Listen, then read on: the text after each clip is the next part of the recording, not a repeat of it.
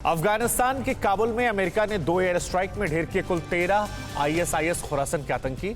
America ने air strike को लेकर क्या कुछ कहा, हवाई हमले के बाद कैसे दिखाई पड़े तबाही के निशान, और तालिबान ने एयर स्ट्राइक को लेकर क्या कुछ कहा। काबुल में हवाई हमले से जुड़ी तमाम बड़ी खबरें दिखाते हैं टॉप 9 काबुल एयर स्ट्राइक में। अफगानिस्तान की राजधानी काबुल में एयरपोर्ट के पास रविवार शाम अमेरिका ने आईएसआईएस के ठिकानों पर एयर स्ट्राइक की। अमेरिका के एयर स्ट्राइक में आईएसआईएस खुरासान के ठिकाने 13 आतंकी मारे गए सभी फिदाइन हमलावर थे और ये हमले के लिए एयरपोर्ट की ओर जा रहे थे। अमेरिका ने इसे आत्मरक्षा के लिए किया गया हमला करार दिया और कहा कि हमने विस्फोटक से भरी गाड़ी को निशाना बनाकर नेस्तनाबूद कर दिया। काबुल में हुए अमेरिकी हवाई हमले में 10 से ज्यादा घरों को नुकसान पहुंचा है। अमेरिका ने इस हमले में आईएसआईएस खुरासान की गाड़ियों को तबाह किया। काबुल एयरपोर्ट के पास हुए हवाई हमले के बाद चारों ओर अफरा तफरी मच गई और लोग चीखते चिल्लाते हुए अपनी जान बचाने के लिए इधर उधर भागते नजर आए। काबुल एयर स्ट्राइक को लेकर यूएस सेंट्रल कमांड के प्रवक्ता बिल अर्बन ने कहा है कि अमेरिका की सेना ने रविवार को काबुल में एक गाड़ी में मानव रहित एयर स्ट्राइक की। इसमें काबुल के हामिद करजई अंतर्राष्ट्रीय हवाई अड्डे पर आईएसआईएस खुरासान का खतरा समाप्त हो गया। उनके मुताबिक टारगेट सफल रहा। मिसाइल हिट होने के बाद गाड़ी में बड़ा धमाका हुआ। अमेरिकी सेना ने कहा कि भारी संख्या में लोगों की जान जा सकती थी, लेकिन इसे टाल दिया गया। काबुल एयरपोर्ट के पास हवाई हमले के बाद आईएसआईएस आतंकियों के काबुल में होने की सूचना पर अमेरिका ने बड़े पैमाने पर सर्च ऑपरेशन चलाया। खाकी जाबर और पीर सुल्तान इलाके में कई जगहों पर तलाशी अभियान चलाया गया। जिस रिहायशी इलाके में रॉकेट से हमला किया गया, हमले के बाद वहां चारों तरफ धुएं का गुबार दिखा। एयरपोर्ट के चारों तरफ सायरन की आवाज भी गूंजी। काबुल एयर स्ट्राइक में आईएसआईएस खुरासान के आतंकियों पर हुए हमले में 6 बच्चों समेत 9 लोगों की भी मौत हो गई। अमेरिकी रॉकेट हमले में मारे गए परिवार के 9 सदस्यों के अधजले शव निकाले गए। हमले में आसपास के कई घरों को नुकसान पहुंचा है। हमले के बाद इलाके में लोग डरकर इधर उधर भागते भी दिखाई दिए। अमेरिकी एयर स्ट्राइक के बाद काबुल में हमले वाले इलाके में तबाही के निशान साफ देखे जा सकते हैं। जो तस्वीरें सामने आई हैं, उनमें ये दिख रहा है कि एयर स्ट्राइक में कई कारें पूरी तरह से तबाह हो गईं। लोग अपने जानमाल की हालत देखकर परेशान हो रहे हैं और वीडियो बनाकर उसे मीडिया और आपस में शेयर कर रहे हैं। तालिबान ने काबुल हवाई हमले को लेकर कहा है कि अमेरिकी सेना के हवाई हमले में एक गाड़ी में बैठे फिदाइन हमलावर को निशाना बनाया गया, जो अमेरिका हवाई अड्डे पर हमला करने की फिराक में था। तालिबान प्रवक्ता के मुताबिक रविवार को हुए हमले में एक फिदाइन हमलावर मारा गया। अफगानिस्तान पर तालिबान के कब्जे के बाद अमेरिका अफगानिस्तान से लोगों को निकालने के अभियान को समाप्त करने की दिशा में बढ़ रहा है। तालिबान ने दावा किया है कि अमेरिका के अफगानिस्तान छोड़ने से पहले अफगानिस्तान से आईएसआईएस खुरासान को खत्म कर दिया जाएगा। अमेरिका के लिए अफगान छोड़ने की मियाद में अब 1 दिन ही बचा है। अमेरिका और कोलिशन फोर्सेस ने काबुल एयरपोर्ट के 3 गेट्स का नियंत्रण तालिबान को सौंप दिया, जिसके बाद अब सिर्फ एक ही हिस्से में अमेरिका का नियंत्रण है। ये क्षेत्र वो हिस्सा है जहां हवाई अड्डे का रडार सिस्टम है। तालिबान ने करीब 2 हफ्ते पहले हवाई अड्डे के मुख्य द्वार पर विशेष बलों के एक यूनिट को तैनात किया था। उनके मुताबिक वो एयरपोर्ट की सुरक्षा और तकनीकी जिम्मेदारी संभालने को तैयार है। अफगानिस्तान में शहीद हुए अमेरिकी सैनिकों के शव पहुंचे अमेरिका। राष्ट्रपति बाइडेन ने दी श्रद्धांजलि।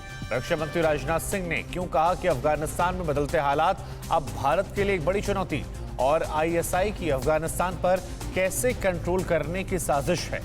हम आपको दिखाते हैं top 9 battle of Afghan. Kabul airport पर शहीद हुए अमेरिकी जवानों के शवों को रिसीव करने के लिए अमेरिकी राष्ट्रपति जो बाइडेन खुद डेलवेयर में स्थित डोवर एयरफोर्स बेस पर मौजूद रहे और शहीद सैनिकों को श्रद्धांजलि दी। 26 अगस्त को काबुल में आईएसआईएस खुरासान के हमले में सैकड़ों अफगानी नागरिकों के साथ साथ अमेरिका के 13 जवान भी मारे गए थे। काबुल एयरपोर्ट के बाहर हुए हमले में अमेरिका के शहीद जवानों की उम्र 20 से 31 वर्ष के बीच थी। राष्ट्रपति जो बाइडेन पहले ही साफ कर चुके हैं कि आईएसआईएस को माफ नहीं करेंगे, ढूंढेंगे और सजा देंगे। इसी के चलते अमेरिका ने काबुल और नंगरहार में एयर स्ट्राइक की। अमेरिकी राष्ट्रपति ने काबुल में हमले में मारे गए 13 अमेरिकी सैनिकों के परिजनों से मुलाकात की और उन्हें अपनों को खोने पर ढांढस बंधाया। अमेरिका के राष्ट्रपति जो बाइडेन अफगानिस्तान को लेकर नया फैसला किया है। वॉशिंगटन पोस्ट के हवाले से खबर है, बाइडेन मंगलवार तक अफगानिस्तान में अमेरिकी राजदूत और सभी राजनयिक कर्मचारियों को वापस लेने की योजना बना रहे हैं। हालांकि ये साफ नहीं है कि वो कब देश लौट सकते हैं। तमिलनाडु के वेलिंगटन में डिफेंस सर्विस स्टाफ कॉलेज के कार्यक्रम में रक्षा मंत्री राजनाथ सिंह ने कहा है कि अफगानिस्तान में बदलते समीकरण को भारत के लिए चुनौती है और ऐसे हालात ने हमारे देश को अपनी रणनीति पर दोबारा विचार करने को मजबूर कर दिया है। रक्षा मंत्री ने कहा कि अब हर देश को फिर अपनी रणनीति के बारे में सोचना पड़ेगा। क्वाड भी इन्हीं परिस्थितियों से निपटने के लिए तैयार किया गया था। पाकिस्तान की खुफिया एजेंसी ISI अफगानिस्तान पर अपना नियंत्रण रखने के लिए साजिशें रचने में जुटी है। इसी वजह से तालिबान के साथ लड़ रहे पाकिस्तानी नागरिकों को प्रांतों का गवर्नर बनवा रही है। कुनार प्रांत में पाकिस्तान के एक ही परिवार के 2 भाइयों को अलग अलग इलाकों का गवर्नर बनाया गया। इन्हीं का तीसरा भाई ISI के लिए काम करता है। अफगानिस्तान में तालिबान राज होने से पाकिस्तान की खुशी का ठिकाना ही नहीं है। पाकिस्तानी मीडिया के मुताबिक पाकिस्तान सरकार तालिबान के पक्ष में जमकर लॉबिंग कर रही है। उसका मकसद कुछ अहम देशों से अफगानिस्तान की तालिबान सरकार को मान्यता दिलाना है। इसके लिए पाक विदेश मंत्री शाह महमूद कुरैशी ने तजाकिस्तान, उज्बेकिस्तान, तुर्कमेनिस्तान और ईरान का दौरा किया। चीन की विदेश मंत्री वांग यी ने रविवार को अमेरिकी विदेश मंत्री एंटनी ब्लिंकन के साथ फोन पर बात की। इस दौरान दोनों नेताओं ने अफगानिस्तान की हालात पर चर्चा की। ब्लिंकन ने कहा कि अफगान मामले पर यूएनएससी को कहना चाहिए कि अंतर्राष्ट्रीय समुदाय तालिबान से विदेशी नागरिकों की सुरक्षित निकासी और मानवीय सहायता की अपेक्षा करता है। फ्रांस के राष्ट्रपति इमैनुअल मैक्रों ने रविवार को कहा कि काबुल अंतर्राष्ट्रीय हवाई अड्डे पर आने वाले और लोगों की सुरक्षा की अपील की। मैक्रों ने अंतर्राष्ट्रीय समुदाय को कार्रवाई में लाने और हवाई अड्डे पर सुरक्षित क्षेत्र बनाने में संयुक्त राष्ट्र और यूनाइटेड किंगडम को काम करने का सुझाव दिया। अफगानिस्तान से फ्रांस पहुंचे काबुल दूतावास के कर्मचारियों का प्रधानमंत्री जीन कॉस्टेस ने एयरपोर्ट पर खुद स्वागत किया। रक्षा मंत्री फ्लोरेंस पार्ली भी प्रधानमंत्री कॉस्टेस के साथ पेरिस के विला कोबले एयर पर स्वागत करने के लिए मौजूद रहे। फ्रांसीसी बेस ने 17 अगस्त से अफगानिस्तान से निकाले गए 2837 लोगों का रेस्क्यू किया। तालिबानी आतंकवादियों ने की एयरपोर्ट के पास क्यों फायरिंग, सामने आया क्रूर तालिबान का चेहरा। युवक के बेरहमी से पिटाई कैसे हुई और तालिबान ने लड़के लड़कियों के साथ पढ़ने पर क्यों रोक लगाई। हम आपको दिखाते हैं टॉप 9 तालिबान राज। काबुल एयरपोर्ट पर अफगानों को तितर बितर करने के लिए तालिबानी लड़ाकों ने देर रात भी हवा में फायरिंग की। काबुल एयरपोर्ट के बाहर हजारों की भीड़ जमा है। ये सभी लोग किसी भी हाल में अफगानिस्तान छोड़ना चाहते हैं। तालिबानी आतंकी इन लोगों में दहशत फैलाने के लिए बार बार फायरिंग कर रहे हैं। अफगानिस्तान में तालिबान मुंह से कुछ और कह रहा है और उसके लड़ाके कुछ और हरकतों को अंजाम दे रहे हैं। तालिबानी आतंकियों के बेरहमी का एक नमूना सामने आया है, जिसमें एक कम उम्र के लड़के को तालिबानियों ने बेरहमी से पीटा है। उसकी पीठ पर जुल्म के निशान साफ देखे जा सकते हैं। फिलहाल अस्पताल में वो अपना इलाज करवा रहा है। अफगानिस्तान में रूस के Mi-24 हेलीकॉप्टर अब तालिबान के नियंत्रण में है। कई हेलीकॉप्टर्स पर तालिबान का कब्जा हो गया है। तालिबानी लड़ाके अपने आकाओं की परमिशन के बाद इन हेलीकॉप्टर्स का प्रयोग कर सकेंगे। अफगानिस्तान को सौंपे गए ये हेलीकॉप्टर पहले अमेरिकी वायुसेना के साथ मिलकर काम करते थे। तालिबान अफगानिस्तान में अपने पुराने और चीर परिचित अंदाज में वापसी कर रहा है। इसी के तहत रविवार को काबुल हवाई अड्डे पर तालिबान ने भारी संख्या में सैन्य हेलीकॉप्टर और विमानों को जब्त किया। तालिबान का कहना है कि अब वो तालिबान की संपत्ति है और इन्हें अब हम ही इस्तेमाल करेंगे। तालिबान ने अफगानिस्तान में रविवार को लड़के लड़कियों के साथ पढ़ने पर रोक लगा दी है। इतना ही नहीं, तालिबानी फरमान के मुताबिक अब अफगानिस्तान में कोई भी पुरुष टीचर लड़कियों को नहीं पढ़ा सकेगा। कुछ दिनों पहले तक महिलाओं को अधिकार देने का दावा करने वाले तालिबान ने अपने पुराने ढर्रे पर लौटना शुरू कर दिया है। अफगानिस्तान पर तालिबान राज होने के कई दिन बाद भी अब तक वो पंजशीर प्रांत पर कब्जा नहीं कर सका है। इस बीच तालिबान ने पंजशीर घाटी में इंटरनेट सेवा ही बंद कर दी है। ऐसा इसलिए किया गया है ताकि पूर्व उपराष्ट्रपति अमरुल्लाह सालेह कोई ट्वीट न कर सके। सालेह तालिबान के खिलाफ लगातार ट्वीट कर रहे थे। काबुल में तालिबान के सुरक्षा तंत्र की अनदेखी करना एक गाड़ी के ड्राइवर को भारी पड़ा। काबुल में पाकिस्तान दूतावास के सामने परवान इलाके में तालिबान चौकी की अनदेखी करने पर एक ड्राइवर को गोली मार दी गई। अफगानिस्तान में तालिबान ने साफ कर दिया है कि उनके कानून न मानने पर लोगों का क्या हश्र किया जाएगा।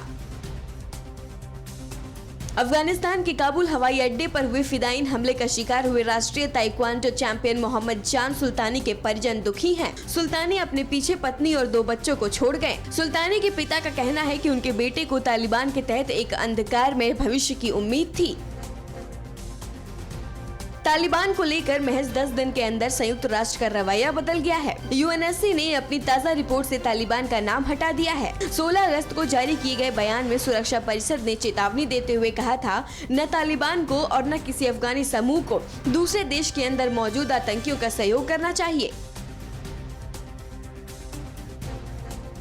रक्षा मंत्री राजनाथ सिंह को पाकिस्तान की कैसे उन्होंने सीधी चेतावनी दी। पाकिस्तान को आतंकवाद को कैसे आईना दिखाया। विकास के पथ पर वैली क्या नीतीश कुमार बनना चाहते हैं पीएम के दावेदार? आखिर क्यों खींच रहे हैं खट्टर और दुष्यंत में तलवार?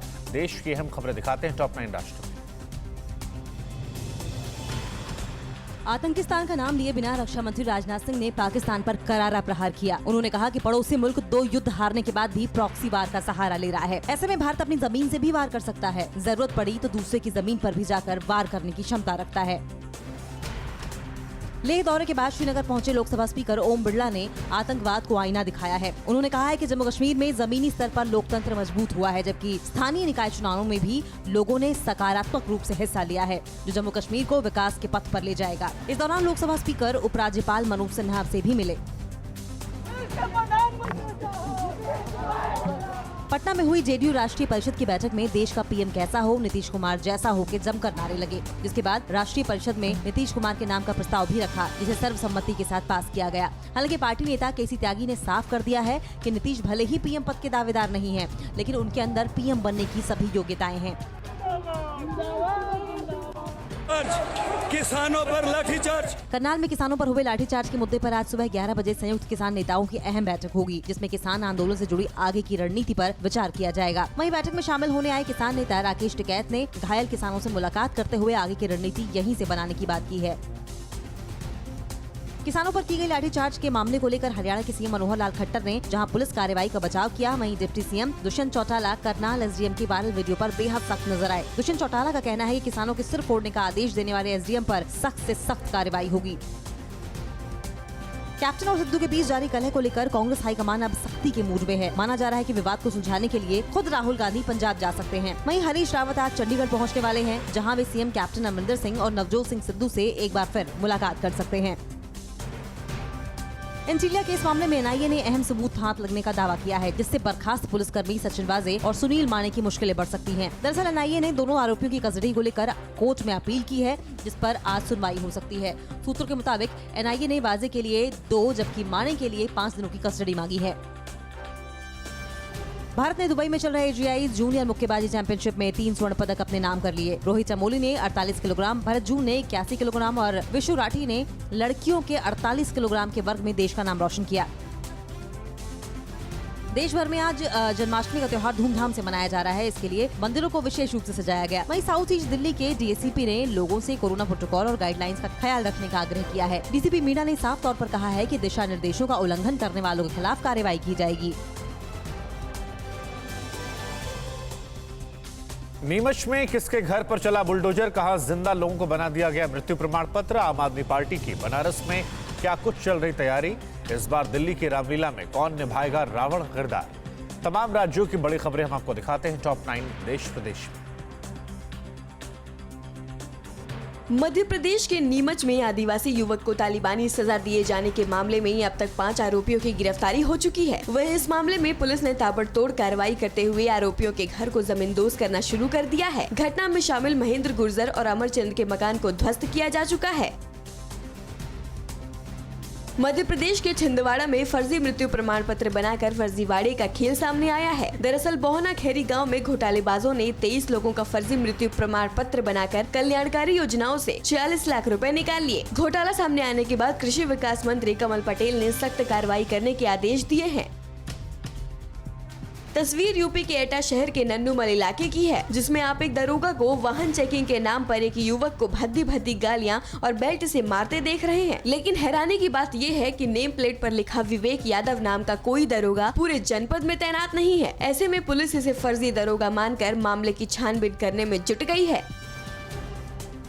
केंद्रीय मंत्री नारायण राणे एक बार फिर जन आशीर्वाद यात्रा पर हैं। इस दौरान नारायण राणे ने महाराष्ट्र के वेंगुर्ला में एक सभा को संबोधित करते हुए एक बार फिर शिवसेना पर हमला बोलते हुए कहा कि महाराष्ट्र के कुछ मंत्री खुद को राष्ट्रपति समझते हैं। मेरे खिलाफ बोलने वाले को उच्च पदों पर प्रोन्नत किया जा रहा है। आगरा में आम आदमी पार्टी ने तिरंगा यात्रा निकालकर अपने चुनावी अभियान की शुरुआत कर दी है। इस मौके पर यात्रा में शामिल होने आए दिल्ली के डिप्टी सीएम मनीष सिसोदिया ने आजादी के 75 साल बाद भी यूपी की बदहाली के लिए यहां की सरकार को कोसा है। वहीं आम आदमी पार्टी 14 सितंबर को अयोध्या में तिरंगा यात्रा निकालेगी। जन्माष्टमी के मौके पर कन्हैया के दर्शन के लिए इस बार यूपी के सीएम योगी आदित्यनाथ आज मथुरा जाएंगे। इसे लेकर मथुरा प्रशासन की ओर से सारी तैयारियों को पूरा किया जा चुका है। सीएम योगी श्री कृष्ण की नगरी मथुरा में करीब 2 घंटे रुकेंगे और शाम करीब 4:30 बजे श्री कृष्ण जन्मभूमि में कन्हैया के दर्शन करेंगे। लाल किला मैदान में होने वाले लव कुश रामलीला में इस बार भी बॉलीवुड के साथ दक्षिण के सुपरस्टार किरदार निभाते नजर आएंगे। अपनी भव्यता के लिए मशहूर इस रामलीला में साउथ के सुपर विलेन निमाई बाली रावण के किरदार में लोगों को डराएंगे। वहीं इस बार रामलीला का प्रसारण 7 भाषाओं में किया जाएगा। कोलकाता के न्यू टाउन में बिस्वा बंगला गेट को यात्रियों के लिए खोल दिया गया है। दरअसल सबवे के अंदर की दीवारों पर इन दिनों पेंटिंग का काम चल रहा था। दीवारों पर की गई पेंटिंग के जरिए बंगाल की संस्कृति के साथ कोलकाता के इतिहास को दर्शाया गया है। पेंटिंग के बाद सबवे की सुंदरता देखते बन रही है। गरीबों की सवारी माने जाने वाली साइकिल की रेट में भी भारी इजाफा हुआ है। 3500 रुपए में बिकने वाली साइकिल अब 5000 में बिक रही है। कीमत बढ़ने की वजह से साइकिल्स के डिमांड में भी कमी आई है, जिससे परेशान होकर साइकिल उद्योग से जुड़े लोगों ने सरकार के स्टील की बढ़ती कीमतों को कंट्रोल करने की मांग की है। 7 दिनों के अंदर कोरोना के मामलों में कितनी तेजी आई है? केरल में क्या है कोरोना के हालात? किसके शंखनाद से खुलेंगे मंदिरों के कपाट? यूपी में क्यों दी गई 1 नाइट कर्फ्यू में राहत? कोरोना से जुड़ी तमाम बड़ी खबरें दिखाते हैं टॉप 9 कोरोना चैनल। देश में एक बार फिर कोरोना के मामले तेज होते नजर आ रहे हैं। देश भर में पिछले 24 घंटे के अंदर 43,367 नए केस सामने आए, जबकि 527 मौत के साथ मरने वालों की संख्या 4,38,387 तक जा पहुंची है। वहीं 24 घंटे के अंदर 34,835 लोग कोरोना से ठीक हुए। तमाम कोशिशों के बावजूद केरल में कोरोना पर ब्रेक लगता नहीं दिख रहा। पिछले 24 घंटे की बात करें तो अकेले केरल में 29,836 नए केस सामने आए हैं, जबकि सिर्फ 22,088 लोग ही कोरोना को मात देकर अपने घर लौट सके। वहीं 77 लोगों की मौत के साथ केरल में मौत का आंकड़ा 20,541 तक जा पहुंचा है। वॉल्टोमीटर के आंकड़ों के मुताबिक बीते 7 दिनों में देश में कोरोना संक्रमण के केस में 17% का इजाफा हुआ है। इस दौरान वायरस के चलते होने वाली मौतें भी 10% बढ़ गई हैं। आंकड़ों के मुताबिक 7 दिनों के अंदर देश में कुल 2,70,639 मामले मिले हैं, जबकि 3,461 लोगों की जान गई। केंद्रीय स्वास्थ्य मंत्री मनसुख मांडविया ने जानकारी देते हुए बताया कि देश में जल्द ही 2 साल से ऊपर के बच्चों के लिए वैक्सीन उपलब्ध होने वाली है। इसके लिए सरकार ने बच्चों की कोरोना वैक्सीन के 3rd फेज के ट्रायल को मंजूरी दे दी है। ये वैक्सीन भारत बायोटेक कंपनी बना रही है। मेदांता अस्पताल के निदेशक डॉक्टर नरेश त्रिहम ने स्कूलों के खोले जाने को जल्दबाजी बताया। उनका मानना है कि जब तक बच्चों को भी वैक्सीनेट नहीं कर दिया जाता, तब तक बच्चे कोरोना से सुरक्षित नहीं हैं। ऐसे में हमें हड़बड़ी दिखाने की बजाय बच्चों के लिए तैयार की जा रही वैक्सीन आने का इंतजार करना चाहिए। महाराष्ट्र में मंदिरों को खोलने के लिए बीजेपी आज से शंखनाद आंदोलन करेगी। माना जा रहा है कि इस आंदोलन में महाराष्ट्र बीजेपी के बड़े नेता भी शामिल होंगे। इससे पहले अन्ना हजारे ने भी महाराष्ट्र सरकार से मंदिरों के खोले जाने का अनुरोध किया था। श्री कृष्ण जन्माष्टमी को देखते हुए यूपी सरकार ने रियायत बरतते हुए एक रात के लिए नाइट कर्फ्यू को हटा लिया है। सरकारी आदेश के मुताबिक आज रात 10 बजे से लेकर अगली सुबह 6 बजे तक सूबे में नाइट कर्फ्यू नहीं रहेगा। हालांकि पूजा के दौरान लोगों को कोरोना प्रोटोकॉल का सख्ती से पालन करना होगा। कोरोना के चलते केंद्र सरकार ने अंतर्राष्ट्रीय यात्री उड़ानों पर 30 सितंबर तक प्रतिबंध जारी रखा है। डीजीसीए के सर्कुलर के मुताबिक प्रतिबंध सिर्फ पैसेंजर्स फ्लाइट पर जारी रहेगा। इससे अंतर्राष्ट्रीय कार्गो उड़ानें प्रभावित नहीं होंगी। भले ही चीन अपनी कोरोना वैक्सीन को दूसरे देशों की वैक्सीन से बेहतर बताता रहे, लेकिन सच्चाई है कि सिनोफार्मा की वैक्सीन पानी के अलावा कुछ नहीं। द वॉल स्ट्रीट जर्नल की एक रिपोर्ट में सिनोफार्मा की वैक्सीन को सिर्फ 50% कारगर माना गया है, जबकि कोविशील्ड को वायरस के मुकाबले प्रभावी बताया गया है। फिक्र आपकी, सोमवार से शुक्रवार रात 9 बजे सिर्फ TV9 भारतवर्ष पर।